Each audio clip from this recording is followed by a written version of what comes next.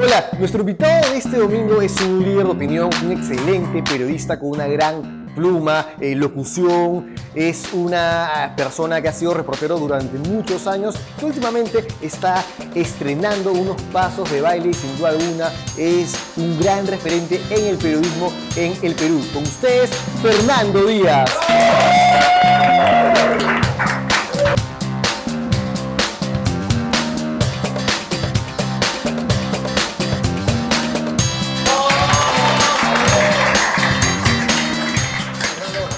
Muchas gracias por estar en el estudio de Álvaro. Acá están mis pinturas, las zapatillas que intervengo. Que las he visto muy bien, muy bonitas, interesantes. Muchas gracias. De más está decirte, no está de más decirte que aparte de considerarte una excelente persona, eres un gran referente para mí. Muchas gracias. Y mi mamá es tu fan.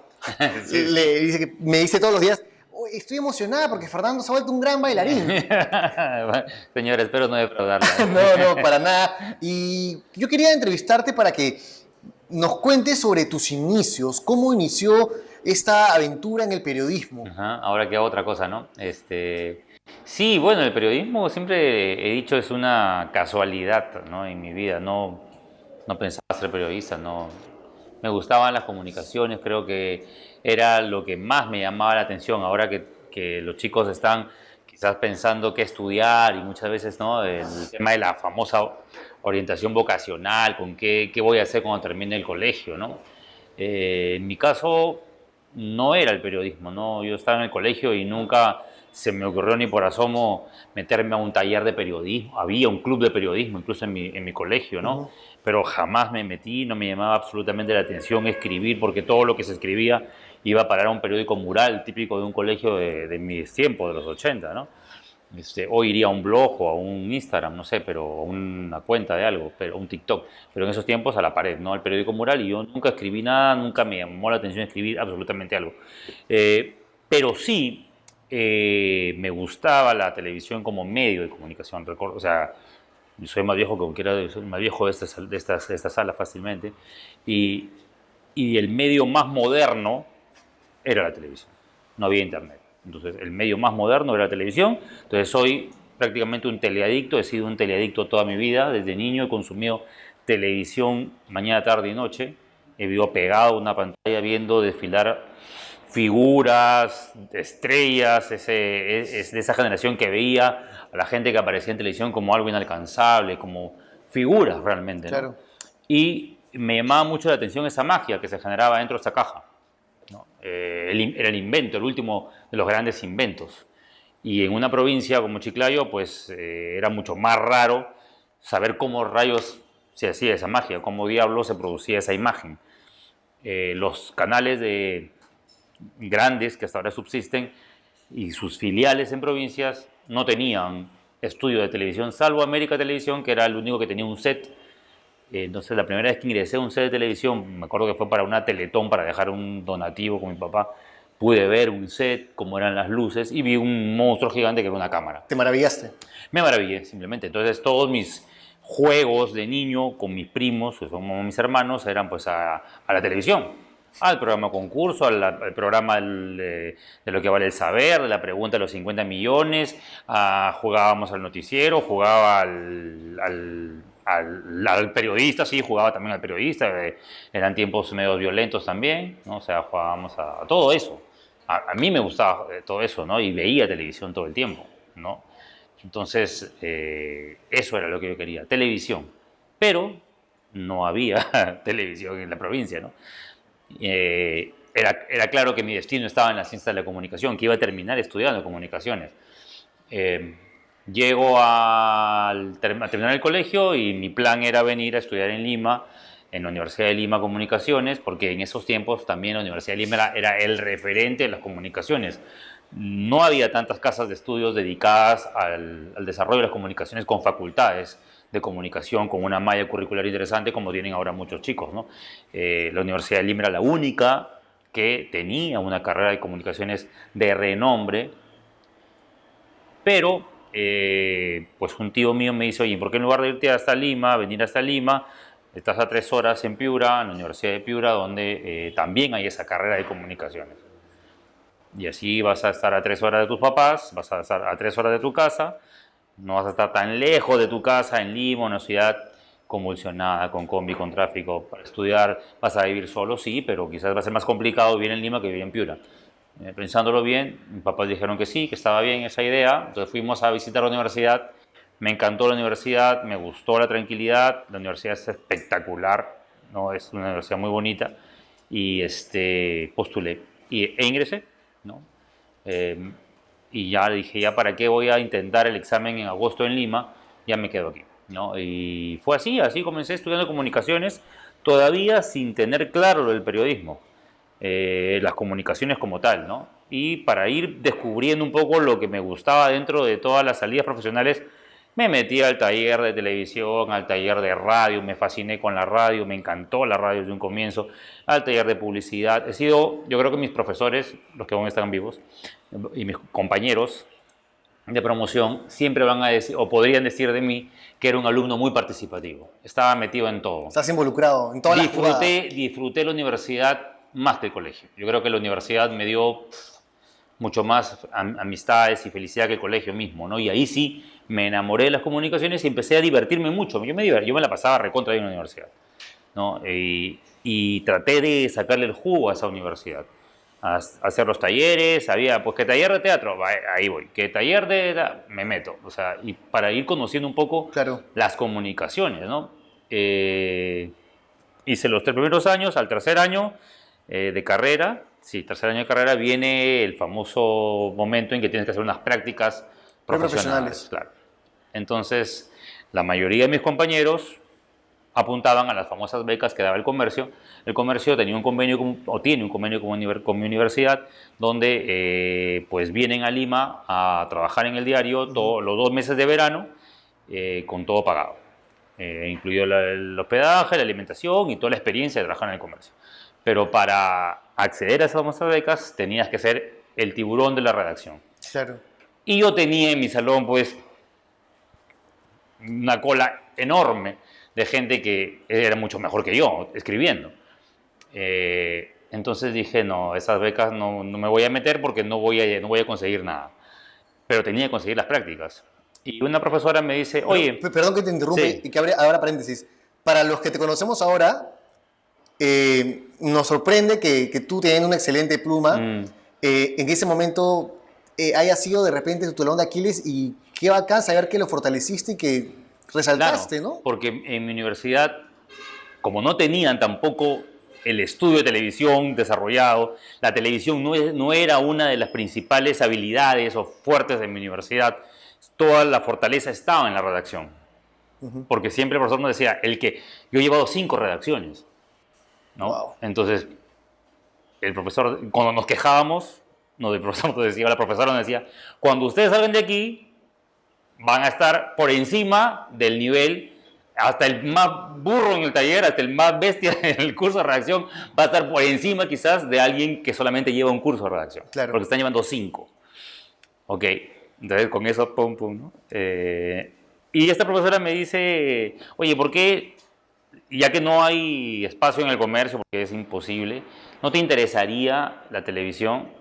Y yo le dije, sí, hay la posibilidad de trabajar en el servicio de noticias de 24 horas, pero en Lima. Qué bacán. ¿No? Te estoy hablando del 91.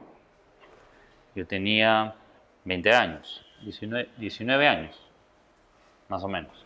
Y me dice, el único problema es que no pagan nada, ¿no? Es costo cero, no te van a dar ni un mango, pero vas a seguir la experiencia, ¿no? Te interesa, porque tengo el contacto, me dijo que le mande 2 chicos, ¿no? 2 alumnos. Ok, dije sí, a ojos cerrados, hablé con mis papás, me dijeron sí, porque ya tengo una tía acá en Lima, sí, mi tía me dijo normal, son 2 meses de verano. Y creo que ese fue el momento en que me terminé enamorando del periodismo. Ahí hiciste clic. Ahí hice el famoso clic. Y claro. bueno, para refrescarnos un poco, te cuento, Fernando, Sí. estimado Fer, que nuestros amigos de Shanghai nos Ajá. van a invitar a un aperitivo. Un poco fosforescente el aperitivo. Sí, muchas gracias, muy amable. Gracias. Perfecto, salud, gracias. Inca de Oro. Ay. A ver, ¿qué tal? ¿Está bueno? A ver, salud, Sí, está salud. bueno, salud. Salud, estimado.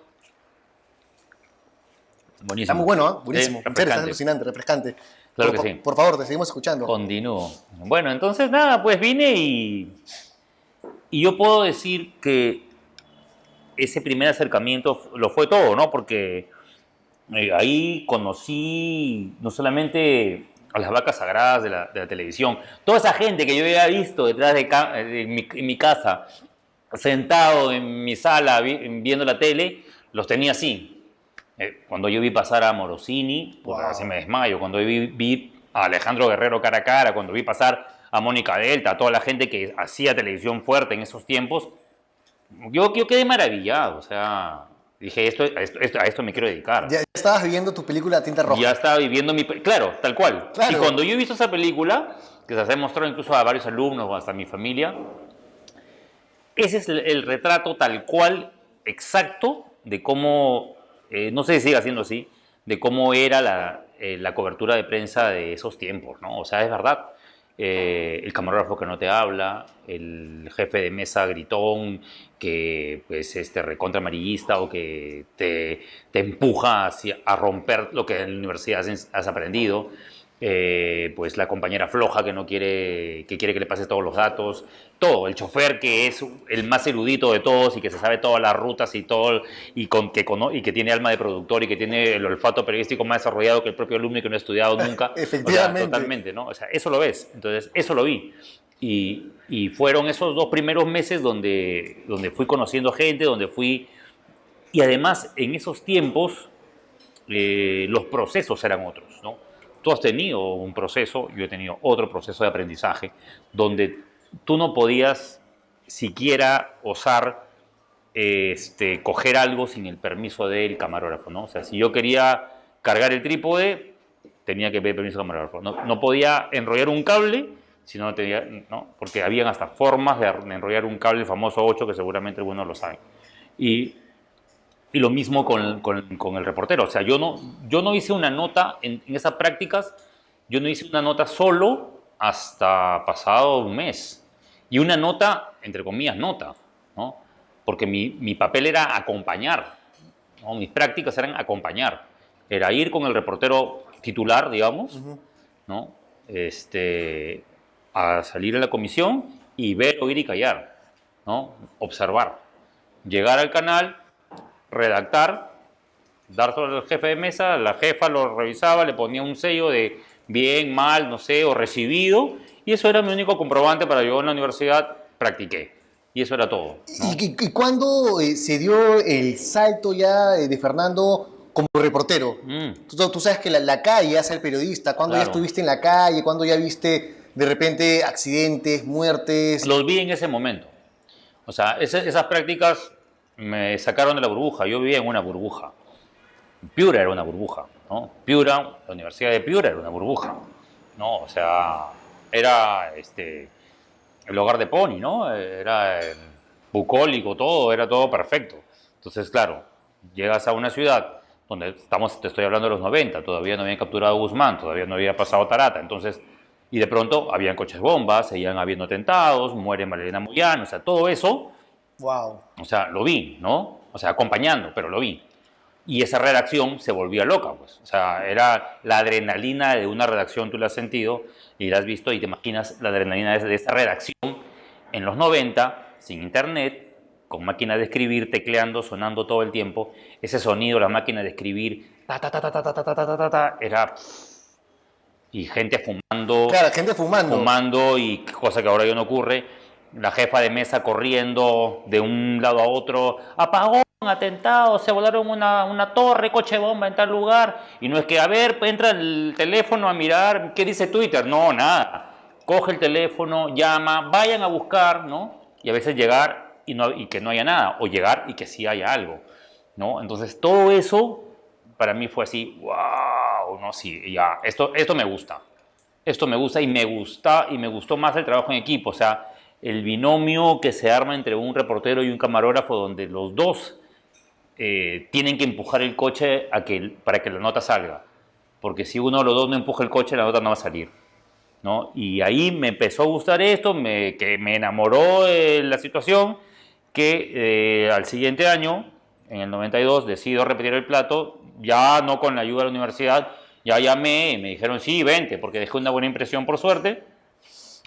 En el 92 repito las prácticas, me quedo el 93 y el 94 en Piura haciendo la famosa tesis para salir con la licenciatura y en el 95 ya vengo decidido a buscar trabajo y termino en Panamericana nuevamente tocando las puertas y empezar de cero, porque ya qué lindo, practicaste aquí, te conocemos, qué chévere, pero si te quieres quedar a trabajar con nosotros ya es otra cosa, es otro precio y es otras condiciones, ¿no? Porque mientras eres practicante te tratan como practicante, ¿no? Entonces, y me tocó el jefe ¿Más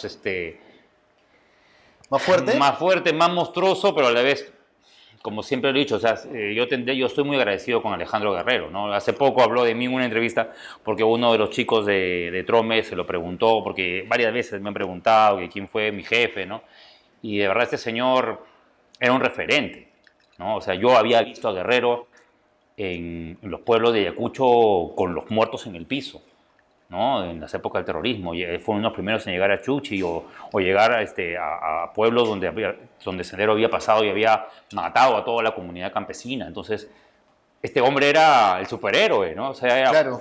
era el referente de la gente, o sea, era el reportero, o sea, y encima Guerrero, ¿no? Alejandro Guerrero, el hombre se metía y con toda esa fortaleza que tenía para contar una historia, ¿no? Él fue y es uno de tus referentes, Ujú. una inspiración, Ujú. aprendiste de él. Claro, entonces cuando yo llegué a trabajar con Alejandro, yo en realidad le tenía miedo, ¿no? Se imagino. Porque encima no es que era una persona dócil, una persona buena en el sentido de, no, yo ven hijito, te voy a enseñar, así no se hace, no, a los gritos, ¿no? A los gritos, no humillantes, porque nunca fue humillante, pero sí era devastador saber que no servías para esto, ¿no? O sea, yo veía gente Llorando. llorando. Sí, qué locura, ¿no? Claro, terminar el programa, porque entré a trabajar con él para Buenos Días Perú, donde el noticiero de la mañana, donde él era el conductor con Mónica y tenía un pool de reporteros, como ahora, ¿no? O sea, los 4 o 5 reporteros que hacíamos los informes especiales, Claro. ¿no? Y de pronto él terminaba el noticiero y hacía la famosa reunión para ver los temas, ¿no? ¿Con qué tema vas a sorprenderme? Ujú, Entonces yo tenía compañeros que traían sus temas, pues, ¿no? ujú. Y yo a veces no tenía tema y no tenía ideas y no sabía qué proponer y ahí venían los gritos, ¿no? Entonces ahí venía ok, si no hay nada, si no tienes tema, a leer los diarios. Me daba todos los diarios del día. Vas a leer de arriba a abajo y vas a encontrar temas. Tiene que haber ahí un tema. Y cuando termines de leer, vienes. Tuvo mucha paciencia conmigo, sin duda, ¿no? Tuvo mucha paciencia y, y mientras eso ocurría, el camarógrafo asignado estaba ahí sentado limándose las uñas porque no podía hacer nada. Entonces de rato en rato venía, ¿ya? No, todavía. Decía, si más te demoras, este señor está aquí horas hombre, perdidas, porque tú no has traído tema, porque tú no has hecho tu trabajo, porque tú... Entonces te sentías... Claro, responsable. Responsable. Lo hacías más rápido. Claro, y además era la nota tenía que salir ese día, o sea, tenías que trabajar ese día para que salga al día siguiente, ¿no? O sea, el vértigo y la tensión era enorme. ¿Y cómo manejaste esa presión, ese vértigo? No sé, por suerte, no sé, me ponía muy nervioso esa situación de no tener, de no cumplir, ¿no? Que te trabajaba el miedo, ¿no? Si no terminas hoy, y a los gritos, ¿no? Te vas, si no haces esto, adiós. ¿Y cuánto tiempo pasó para que llegues a un Dominicali? Pasó mucho tiempo. Y eso estuvo muy bien. Porque ahora la gente corre. Ahora no ha terminado de leer bien o no ha terminado de ser reportero y ya quiere sentarse en el set a leer noticias. No, o sea, al menos antes no era eso, ¿no? O sea, pasó mucho tiempo porque yo estuve trabajando ahí hasta que Hasta que creo que demostré, y les demostré que sí tenía madera, como se dice, ¿no? ¿De qué estás hecho? Porque eso es yo creo que Guerrero lo que hacía con nosotros era ponernos a prueba.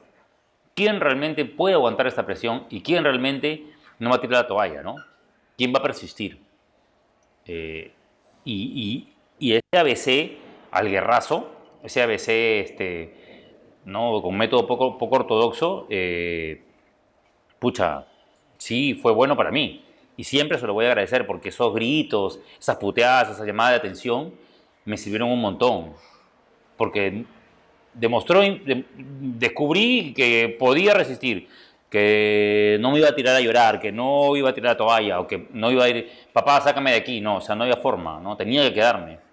Y me esforcé, si había que trabajar sin comer, pues lo hacía. Si tenía que dormir en el canal, me dormía en el canal porque Alejandro era de las personas que te decía, hasta que no termines de poner la última toma, no te vas a tu casa, ¿no? Y así era, ¿no? Y editaba de madrugada, llegaba a mi casa a 3 de la mañana y me recogían para salir en vivo a las 4 o a las 5, o sea, no dormía nada.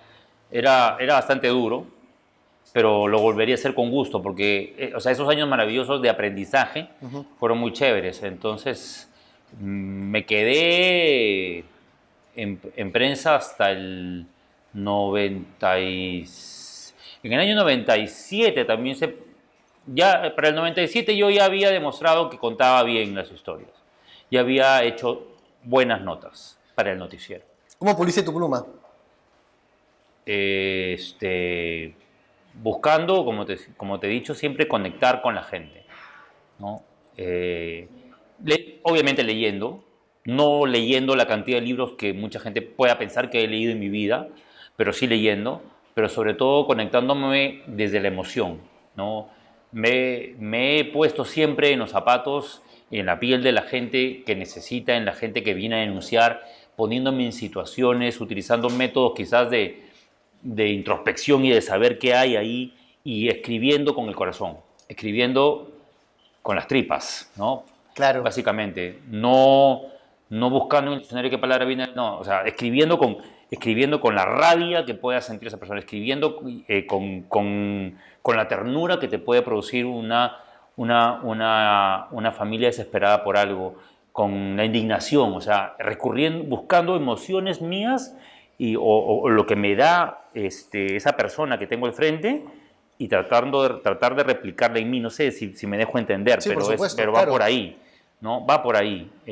Y mirando, como también me dijo Guerrero muchas veces, mirando lo que otros no ven, ¿no? Cuando tú llegas a grabar a un lugar, grabas, pum, armas tu plan o piensas, ya, yo voy a entrevistar. Entonces, fíjate en la casa, a qué huele esa casa, qué tiene esa casa, si llegas a grabar o ves, llegas a un incendio y ves la situación y escucha lo que dice la gente, ¿no? Vivíamos en esos tiempos también una competencia que siempre ha sido competitiva la televisión. Siempre uno quiere destacar, siempre quieres que tu nota abra, siempre quieres que tu nota, ¿no? Entonces, eso también hacía que yo buscara una manera distinta de empezar o de contar, con la ayuda siempre del camarógrafo, ¿no? Y Fernando, ¿qué opinas sobre la televisión? Se dice mucho que es una casa de egos. Sí. Una vez vi, corrígeme si me equivoco, cuando entraste a la tienda, que te tomaste la foto con un reportero de un dominical. Sí. Y que tú pusiste, él es de los pocos amigos que tengo en la televisión. De las pocas personas que se alegran del crecimiento de uno. ¿Cómo llevaste esto? Porque hay mucha gente que no se baña en aceite y sí le afecte de un paso al costado. ¿Tú qué nos puedes contar sobre esta vivencia? Porque es que antes de estar frente a una cámara, conduciendo un programa o esto, yo he pasado o nunca he dejado de ser reportero, incluso cuando ya conducía.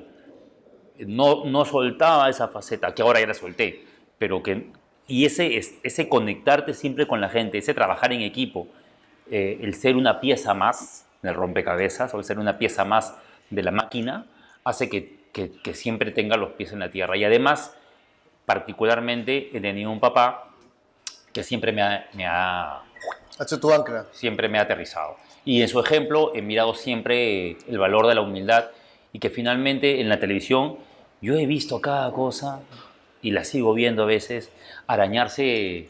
¿Por qué a él le dan tal nota? ¿Por qué a ella hace tal nota?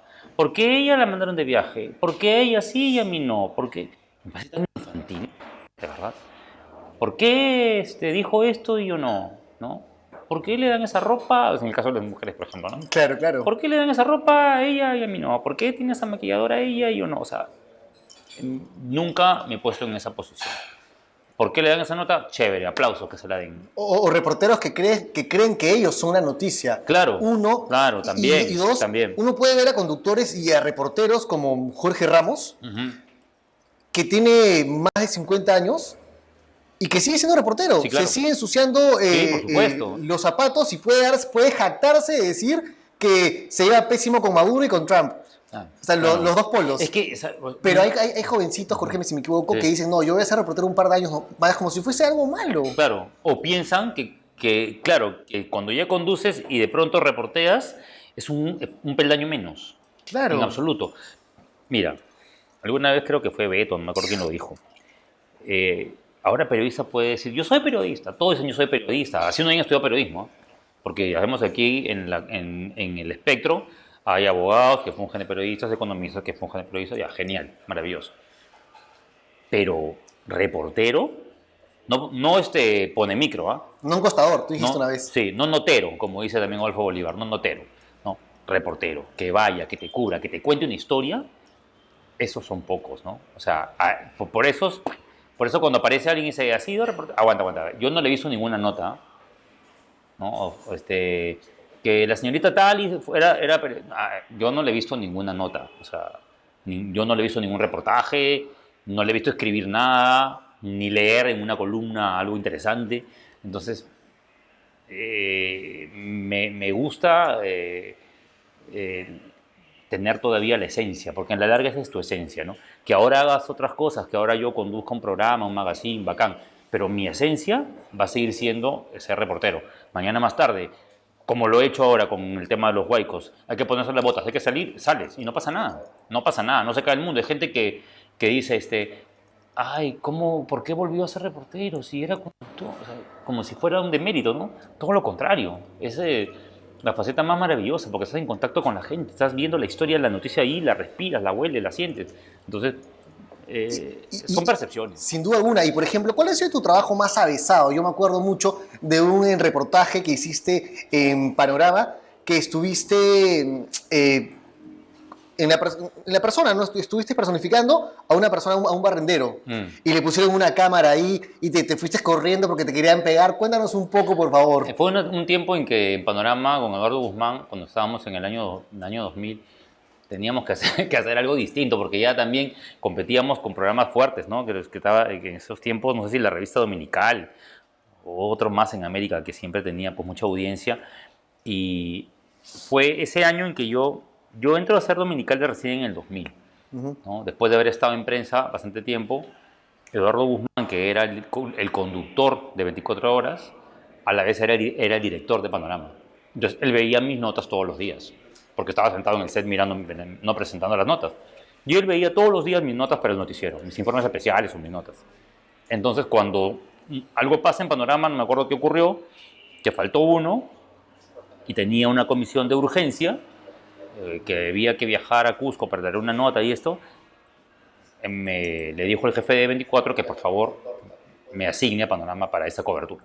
Entonces hicimos la cobertura, salió muy bien la nota, salió en Panorama esa primera nota mía y a partir de ahí me quedé, ¿no? Entonces ya me llamó Eduardo y me dijo, quiero que te quedes en Panorama. Entonces me quedé en Panorama desde el año 2000 y en ese año jalan a mucha gente nueva. Yo ingreso a Panorama en un equipo donde estaba Pamela Bertis, Carlos Paredes, Tito Alvites, Rosa Vallejos, Johnny Sánchez Sierra, eran reporteros, pesos pesados, ¿no? Pesos pesados, sí, pesos pesados, como decía Mónica. Y entonces, eran pesos pesados y muchos de ellos ya eran casados, ¿no? Entonces yo era el único soltero. Y de pronto Eduardo dice, voy a abrir un pequeño programa los domingos en la mañana con reportajes reciclados, pero voy a jalarme a otros chicos jóvenes para que también, ¿no? Ahí entró Aida, ¿no? Bellido, que ¿no? La conoces, ahí, o he visto la entrevista, perdón. Ahí entró Andrea Llosa, ahí entró René Gastelumendi, Aida Bellido y no me acuerdo quién más.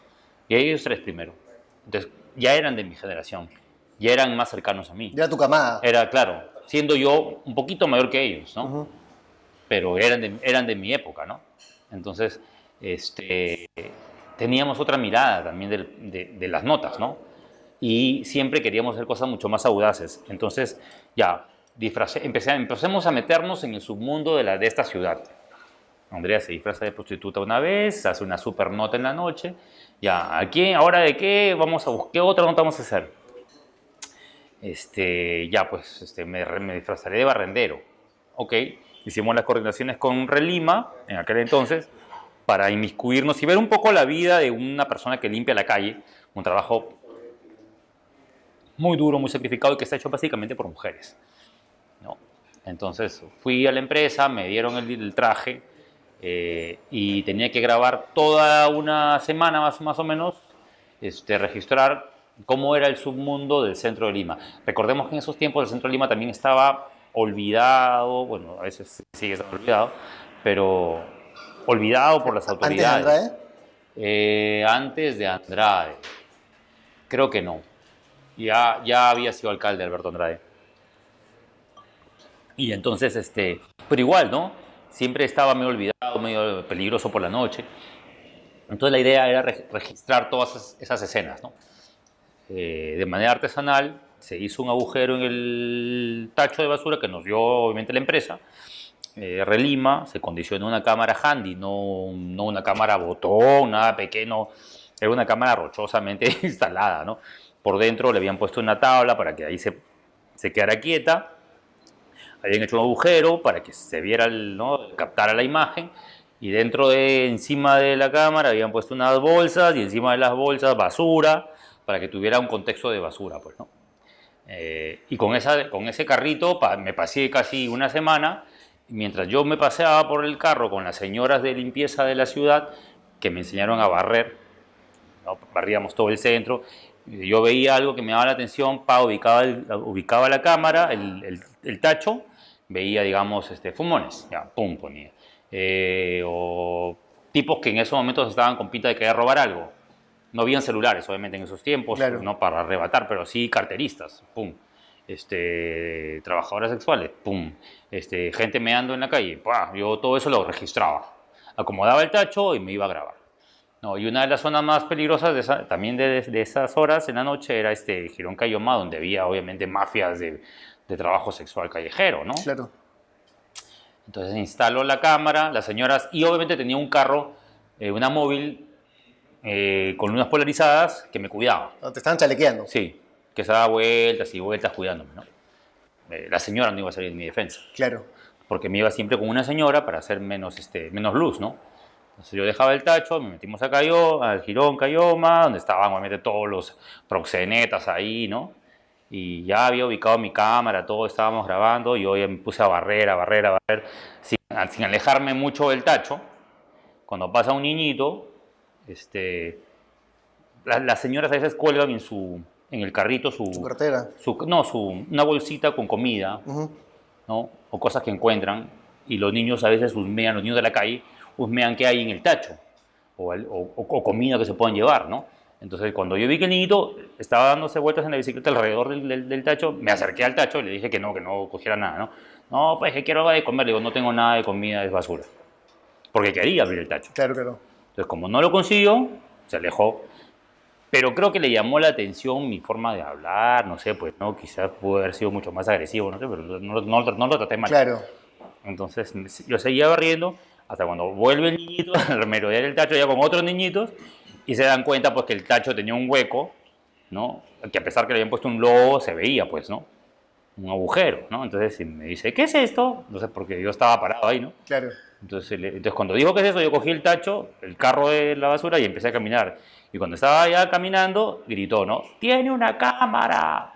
Pucha. ¡Una locura! Claro, en ese momento salieron, pues, de los callejones, de toda la gente. Las chicas estaban paradas en las esquinas esperando clientes, ¿no? Pero salieron todos los vándalos, todos los matones de dentro a corretearme, ¿no? Entonces yo corrí con tacho y todo, y lo único que quería era llegar a Colmena, que era donde ya pasaba el tráfico, ¿no? Los carros, para por lo menos donde haya vida, porque todo eso era un callejón oscuro. Claro.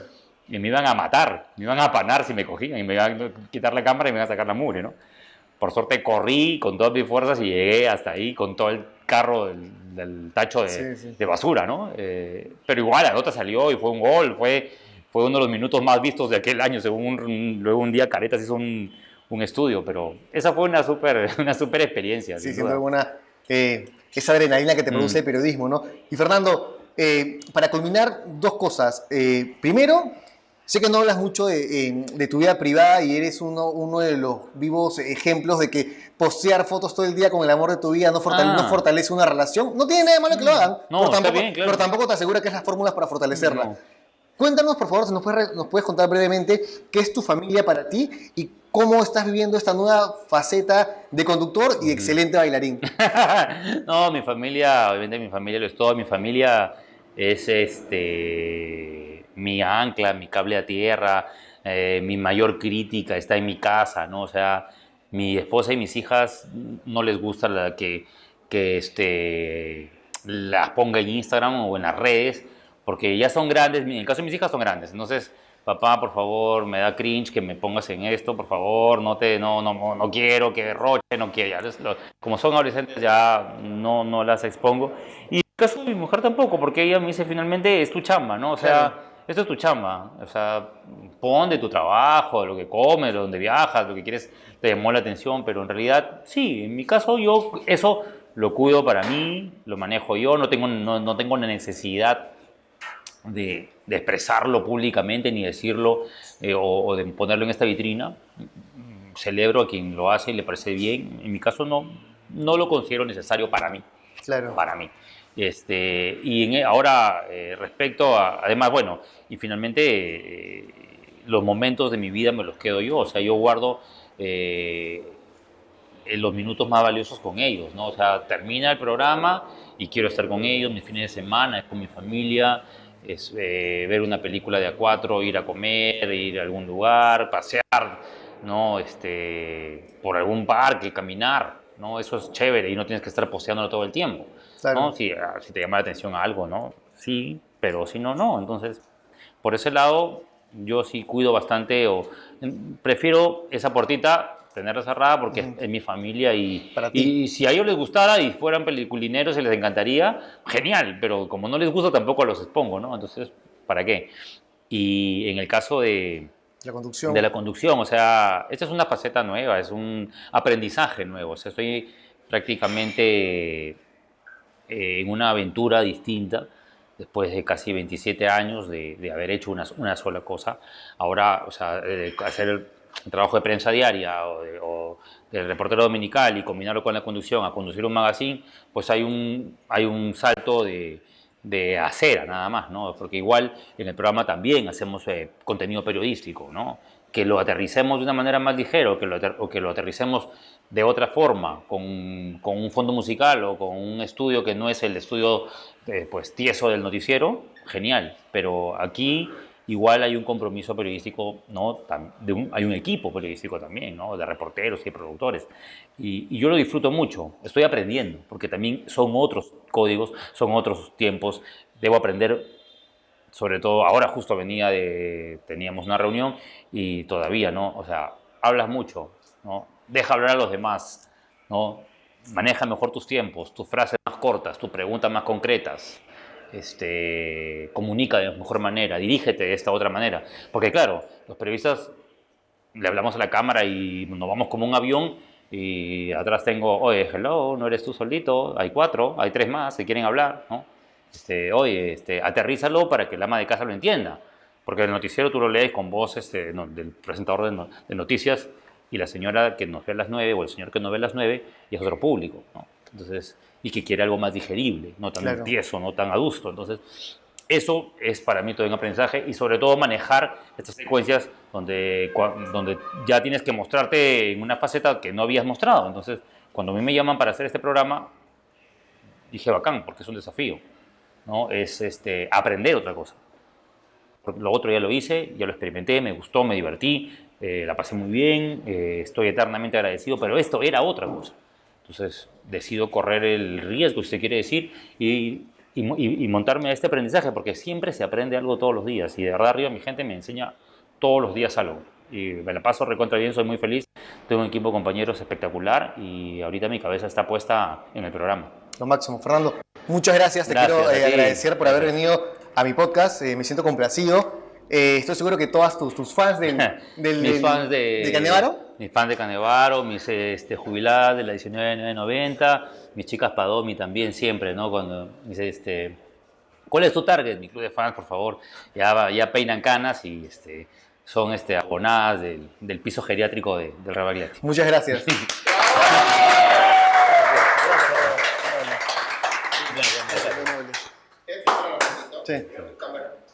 ¿Tienes?